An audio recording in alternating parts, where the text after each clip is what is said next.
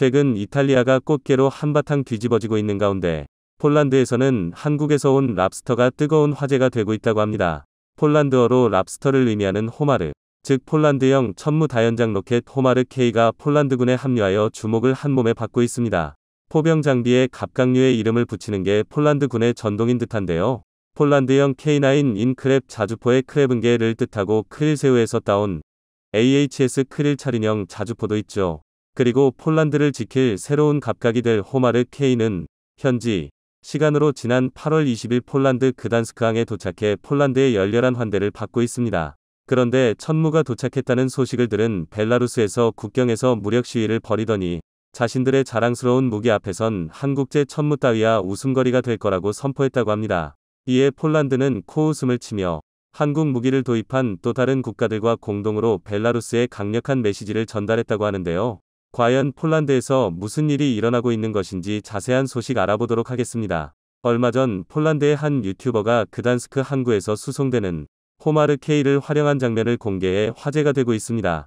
영상에서 보시는 것처럼 폴란드 유튜버는 트레일러에 실려 이송되는 호마르 K를 보며 벅찬 표정을 감추지 못했는데요. 그동안 전쟁이 일어날 수 있다는 공포에 시달려왔던 폴란드에 있어 한국에서 끊이지 않고 도착하는 강력한 기갑 장비들은 폴란드인들에게 스스로를 지킬 수 있는 강력한 힘을 가지게 되었다는 자부심이 되어주고 있습니다. 이번에 폴란드에 도착한 호마르 K는 9월 중에 현지 테스트가 진행될 예정인데 그보다 한 발 먼저 한국에서 호마르 K의 실사격이 이루어졌다는 소식이 전해졌습니다. 앞서 호마르 K 운용을 위해 폴란드 군인들 이 한국에서 교육을 받고 있다는 소식 전해드렸었는데요. 지난 8월 28일 국방과학연구소 안흥종합시험장에서 이 폴란드 포병들이 참여한 가운데 호마르 K의 첫 실사격 테스트가 이루어졌다는 소식이 전해졌습니다.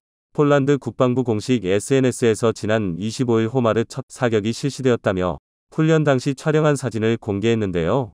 천무와는 다른 차체를 가진 호마르 K에서 239mm 로켓이 발사되는 장면을 확인할 수 있었습니다.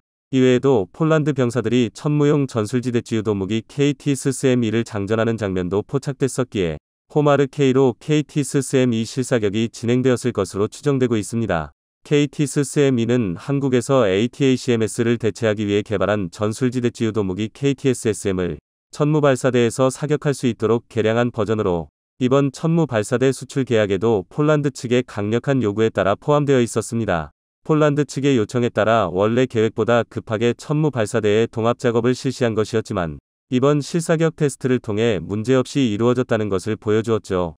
이번 실사격으로 한국의 천무 발사대와 폴란드의 옐츠 차체가 완벽하게 통합되어 하나의 새로운 무기가 탄생했다는 사실을 증명해냈는데요. 올해 안으로 총 18대의 호마르 K가 납품될 예정이며 2027년까지 총 218대가 공급되어 폴란드 육군의 가장 강력한 화력으로 자리잡게 될 계획입니다. 한국 무기 종합 세트로 더욱 강력한 전력을 갖추게 된 폴란드. 이제는 침략국에서 폴란드의 반격을 걱정해야 할 상황인 것 같은데요.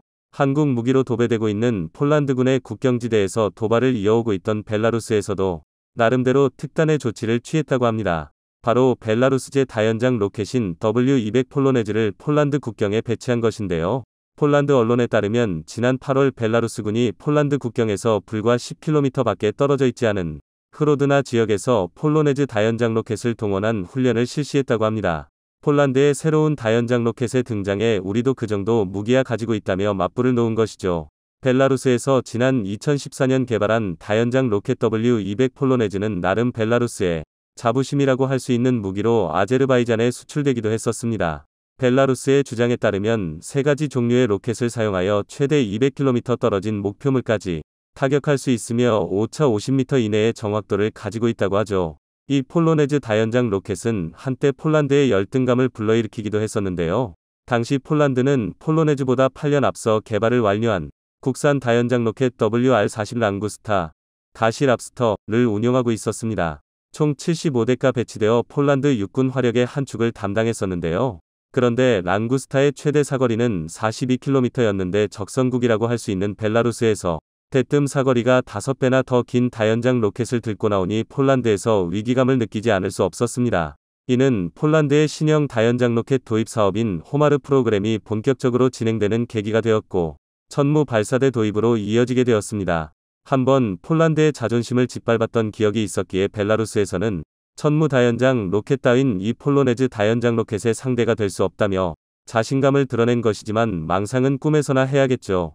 애초에 천무와 W200 폴로네즈는 비교하는 것조차 민망할 정도로 수준 차이가 드러나는 무기체계입니다. 폴로네즈의 최대 사거리는 200km이지만 KTS SM-2를 운용하는 천무는 최대 300km의 사거리를 가지고 있습니다.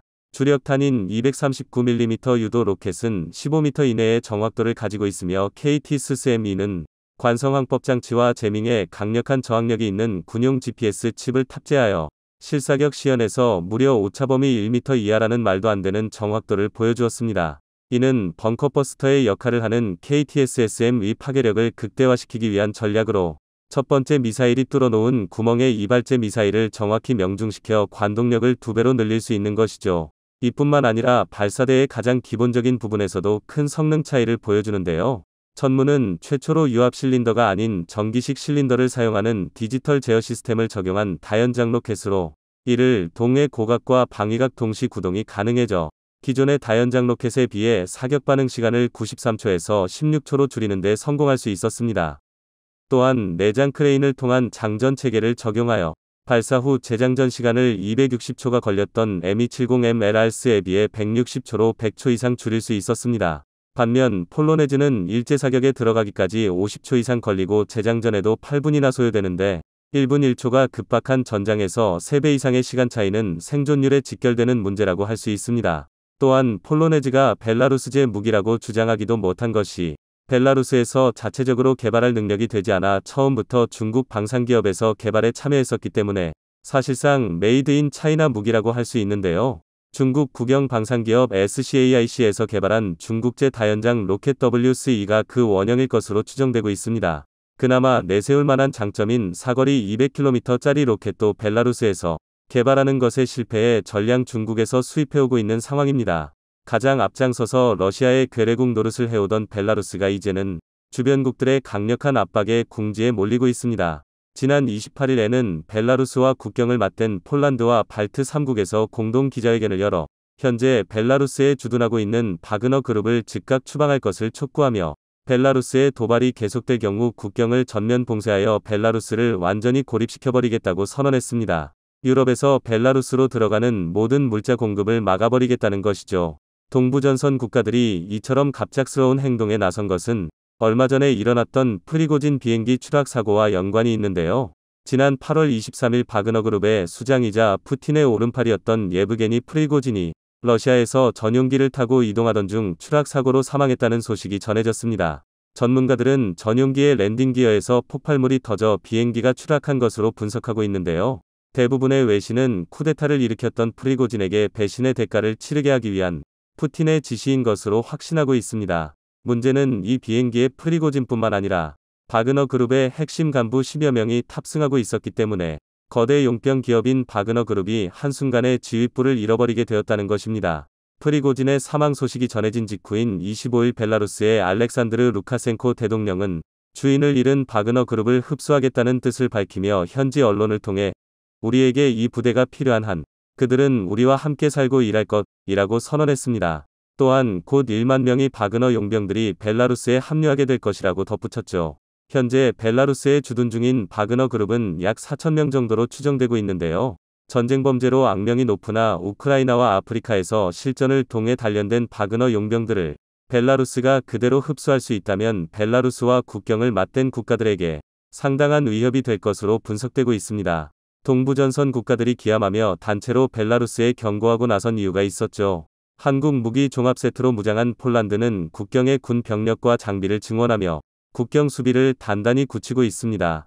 폴란드에 도착한 호마르 K 역시 곧바로 동부전선에 배치될 예정인데요. 1차 물량으로 도착하게 될 호마르 K18대는 폴란드 동부전선 방어의 축인 제18 기계화 사단에 배치될 예정입니다. 폴란드뿐만 아니라 K9 18문을 운용하고 있으며 18문을 추가로 도입할 계획인 에스토니아 역시 가장 강력한 포병 전력인 K9을 벨라루스 국경을 향해 배치하고 있습니다. 이로써 유럽에서도 손꼽을 만한 기갑 장비들이 모두 벨라루스를 향해 포신을 돌리게 되었는데요. 만일 벨라루스가 러시아의 뒷배를 믿고 정말로 유럽 침공의 선봉에 서게 된다면 본보기로서 불벼락을 맛볼 수 있을 것 같습니다. 푸틴의 오른팔로 영원할 것 같아 보였던 프리고진의 최후에서 벨라루스가 부디 교훈이라도 얻었기를 바라봅니다. 대한민국 육군 3포병여단이 강원도 양양에서 239mm급 다연장 로켓 천무의 해안 실사격 훈련 현장이 최초로 공개됐습니다. 한국판 강철비라 불리는 천무는 사거리 80km, 축구장 3개 넓이 면적을 초토화할 수 있는 육군의 최정예 무기 다연장 로켓입니다. 천무는 육군과 해병대가 운용하는 국산 다연장 로켓포로서 한국이 지난 2009년부터 5년간 1314억 원을 들여 개발했고 미국이 만든 MLRS 멀티플 런치 로켓 시스템과 대등한 성능을 자랑하는 무기입니다. 천무는 최초의 국산 다연장 로켓포인 구룡보다 사거리를 2배 이상으로 늘려 북한의 장사정포 사정권 밖에서 아군의 피해 없이 공격원전 및 종심 타격이 가능합니다. 사정거리가 길기 때문에 지상보다는 주로 해상에서 사격훈련을 진행하고 있는데요. 역으로 생각하면 바다로 침투하는 적의 함정들에게 지옥을 선사해줄 수 있다는 얘기가 됩니다. 지상과 달리 해상 사격훈련에는 사실 많은 애로사항이 있습니다. 파고 즉 파도의 높이가 2.1m 이상일 때는 발사된 로켓포탄의 탄착 지점 확인이 어려워 사격훈련이 사실상 불가능합니다. 또한 해상 탄착 지점에 포탄이 떨어지는 것을 확인하려면 해군 함정의 레이더가 동원되어야 합니다. 뿐만 아니라 해상의 경우 조류에 의해 표적지가 이동하기 때문에 포탄의 정확도 측정이 어렵다는 것도 문제로 꼽힙니다. 그래서 천무와 비슷한 성능을 자랑하는 미국의 MLRS는 사거리가 짧은 연수용 로켓포탄을 별도로 만들어 사용하고 있는데요. 천무 역시 연수용 로켓포탄을 만들 필요가 있다는 게 전문가들의 견해입니다. 현재 천무가 운용하는 탄약은 두 종류로 사거리 36km의 130mm 로켓포탄과 80km의 사거리를 자랑하는 239mm 유도탄이 있는데요. 향후 사거리 45km의 230mm 로켓포탄이 추가될 예정입니다. 천무는 이제 완전히 대한민국 영토에 실전 배치되어 있습니다. 백령도에는 신형 국산 대공미사일 천궁, 북공기부양정 킬러인 국산 비공 유도 로켓, 국산 단거리 대공미사일 천마가 배치되어 천무, 천궁, 천마 등 이른바 국산 3000, 1000 무기체계가 모두 배치되어 있습니다. 특히 천무의 배치로 백령도에 큰 위협으로 부각되어 온 북황해도 고안포 공기부양정 기지 등 주요 목표물에 대한 정밀 타격 능력을 가질 수 있게 됐습니다. 천무 239mm 유도로켓은 GPSINS 관성항법 장치, 유도장치가 달려있어 최대 80km 떨어진 표적을 정밀 타격할 수 있고 분산탄을 사용할 경우 300개의 자탄 2 공중에서 뿌려져 최대 축구장 약 3배 크기의 면적을 초토화할 수 있습니다. 단일 고폭탄두는 관통탄두로 60cm 이상의 콘크리트로 방어된 벙커나 건물 등을 파괴합니다. 시속 80km로 빠르게 작전지에 투입돼 도착 7분 만에 첫 탄을 쓸 수 있는데 사거리 80km 이내면 360도 범위 어디든 대량 타격이 가능합니다. 특히 발사 차량 1문당 12발이 로켓이 탑재되는데 우크라이나전에서 활약하고 있는 미국제 하이마스 다연장 로켓도 70여 km 떨어져 있는 목표물을 정밀 타격하는 유도 로켓을 쓸 수 있지만 발사 차량 1문당 6발만 탑재할 수 있을 뿐입니다. 그런데 천무는 발사 차량 1문당 12발이 로켓이 탑재할 수 있을 정도로 하이마스보다 2배나 강력한 발사 능력을 자랑합니다. 이러니 폴란드가 가만히 둘 리가 없었습니다. 최근에 공개된 2023 한미연합 합동화력훈련장에서 한국 화력무기 시범을 직접 참관한 폴란드의 국방장관은 우리 군의 화력에 대해 인상적이라고 평하면서 특히 천무 다연장 로켓포를 보더니요. 천무라고 한국어로 감탄사를 연발했습니다. 폴란드는 그동안 K808 장갑차와 천궁-2 방공미사일 등에 각별한 관심을 보이며 세부 재원을 묻기도 했는데요. 천무가 강렬한 인상을 남긴 겁니다. 결국 폴란드는 288문이나 되는 천무를 도입하기 위한 계약을 했습니다.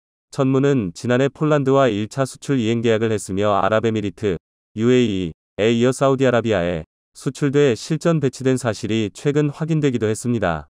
그리고 최근 폴란드와 수출 계약이 체결됐던 국산 다연장 로켓 천무는 첫 선적을 마치고 폴란드로 이동 중인 것으로 확인됐습니다. 폴란드 육군용으로 개량된 천무의 폴란드 제식명은 호마르, HOMAR, K입니다. 마리우시 브와슈차크 폴란드 국방장관은 폴란드산 트럭과 동합된 첫 K239 천무가 이미 폴란드로 이동 중이라며 8월 중순대로 한국 장비가 폴란드에 올 것이라고 확인해 주었습니다. 지난 10월 폴란드는 천무 구매 계약 218대를 체결했고 올해 천무 18대를 우선 인도받기로 한 상태였습니다. 계약 규모는 약 8조 5천억 원 이상입니다. 한화에어로스페이스가 한국형 다연장 로켓 MLRS K239 천무를 폴란드 옐츠, 젤크, 8X8 차량과의 통합 작업을 마치고 폴란드로 인도했는데요. 천무는 8월 폴란드에 도착하게 되는데 아이언사단으로 불리는 폴란드 육군 제18기계화 사단에 배치될 예정입니다. 폴란드 제18기계화 사단은 벨라루스 브레스트 게이트 인근부터 프레미시우 인근 슬로바키아 국경에 이르는 지역을 담당하고 있으며 이 지역은 특히 우크라이나와의 국경을 포함하는 지역이기 때문에 사실상 한국의 천무가 폴란드에 최전방을 방어하는 중책을 맡게 됩니다. 현재 한국과 폴란드 양국 방산업체들은 2차 계약 협상을 진행 중입니다. 수출금융 문제 등 몇 가지 이견을 해결한다면 폴란드가 유럽에서 한국 방산 무기에 중요한 교두보가 되는 것은 기정사실화되어 있습니다. 한 가지 특이사항은 오는 10월 폴란드에서 총선이 예정돼 있다는 점입니다. 따라서 방산업계는 10월 이전에 2차 계약이 체결되지 않으면 상당한 차질이 빚혀질 가능성도 있다고 지적하고 있습니다. 그러나 방산 전문가들은 폴란드로의 K방산 수출은 작년에 끝난 게 아니라 이제 본게임 시작으로 볼 수 있다고 전망합니다. 지금까지 천무의 유일한 경쟁자는 이스라엘의 펄스 다연장 로켓이었습니다.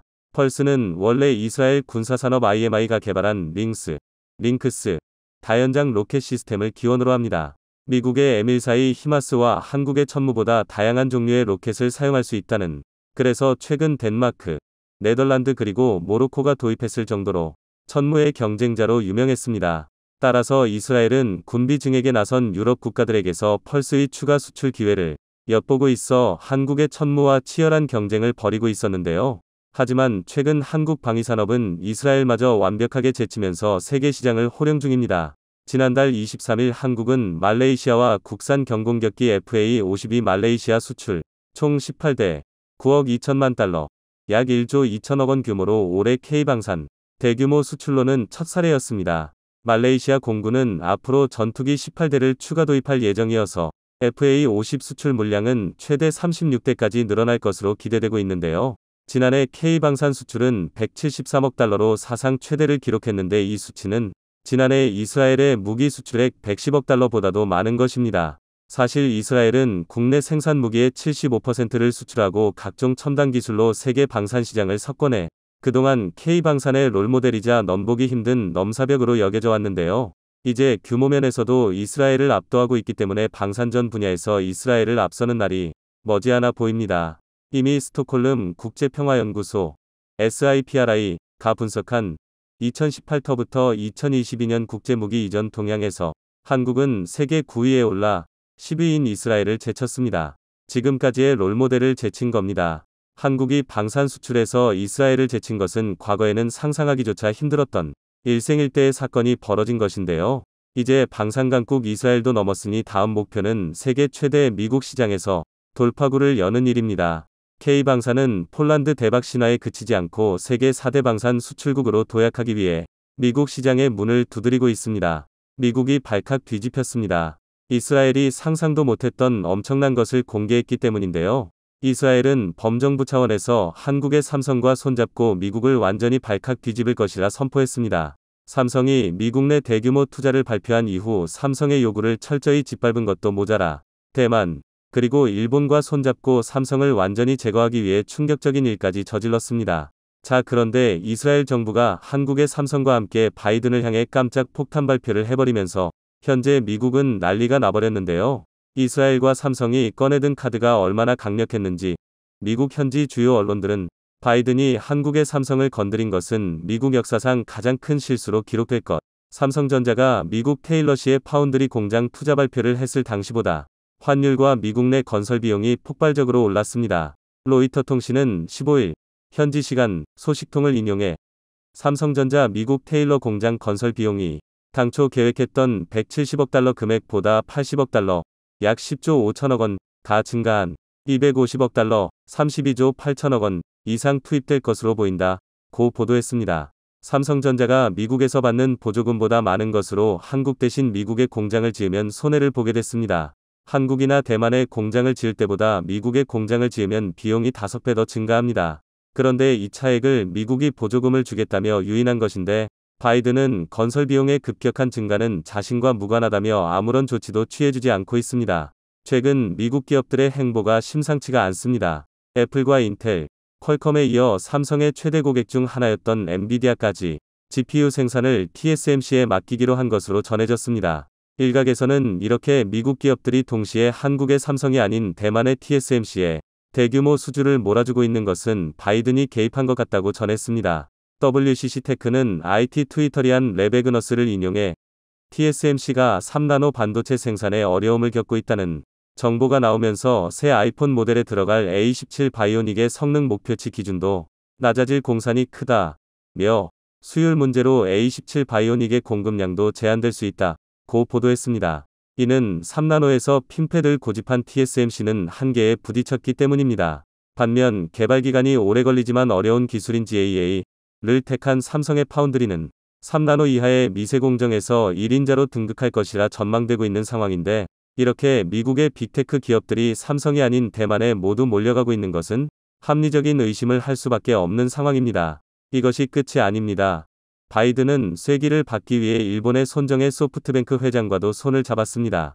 글로벌 반도체 공급망 피라미드 최상단에 있는 암, 전 세계 모든 기업들이 암의 반도체 설계도를 사용하기 때문에 중립을 지켜야 하는 암이지만, 바이든이 목숨을 걸고 팍팍 밀어주고 있는 인텔과 손을 잡으며 전 세계를 발칵 뒤집었습니다. 한국의 삼성과 대만의 TSMC가 3나노로 치열한 경쟁을 하는 동안 7나노조차 제대로 만들지 못했던 미국의 인텔이 암의 도움을 받아 몇 년 안에 1.8나노를 만들겠다는 충격적인 발표를 했습니다. 반도체 피라미드 최상단에 있는 암의 도움으로 인텔은 당장의 내년부터 모바일 기기용 시스템 반도체를 시작으로 자동차, 사물인터넷, 데이터 센터, 항공, 우주 등 광범위한 영역에서 대규모 생산을 시작합니다. 한국의 삼성이 막대한 돈을 벌고 있던 분야를 모두 뺏겠다는 것입니다. 너무나 충격적인데요. 애플, 엔비디아, 퀄컴 등 미국의 빅테크 기업들은 모두 TSMC로 가버리고 예상 못했던 암까지 등장해 인텔에 힘을 실어주면서 삼성이 이대로 무너져버릴 것이라 모두가 예상했습니다. 자, 그런데 대반전이 일어났습니다. 바로 이스라엘의 폭탄 발표가 나왔기 때문이었습니다. 이스라엘 정부는 삼성전자와 이스라엘이 손을 잡고 미국을 완전히 뒤엎자는 파격적인 발표를 했습니다. 한국 삼성의 세계 최고 수준의 제조 기술과 이스라엘의 기술이 합쳐지면 전 세계 그 누구도 덤빌 수 없는 어벤져스가 만들어질 거라는 것입니다. 기원전 1446년, 이스라엘 민족은 이집트에서 탈출을 시도했습니다. 400년 이상 살던 이집트를 벗어나 그들이 향했던 곳은 젖과 꿀이 흐르는 땅 가나안, 현 이스라엘이었습니다. 하지만 실제 이곳엔 젖과 꿀이 흐르지 않았습니다. 오히려 강수량이 적어 물이 부족했습니다. 영토 곳곳이 메마른 광야였죠. 비옥한 초승달 지대 이집트와 비교가 안 되는 척박한 환경이었습니다.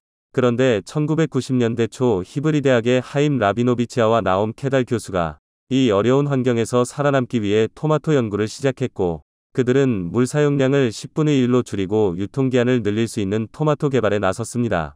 이후 1995년 결실을 맺게 되는데, 그것이 바로 방울토마토가 탄생한 시초입니다. 이로 인해 이스라엘은 방울토마토의 종주국이 되었죠. 물이 부족한 척박한 환경에서 기적을 만들어낸 이스라엘. 이 때문에 아직까지도 전 세계인들 누구나 방울토마토를 사 먹을 때마다 이스라엘이 돈을 버는 기적 같은 일이 만들어졌습니다.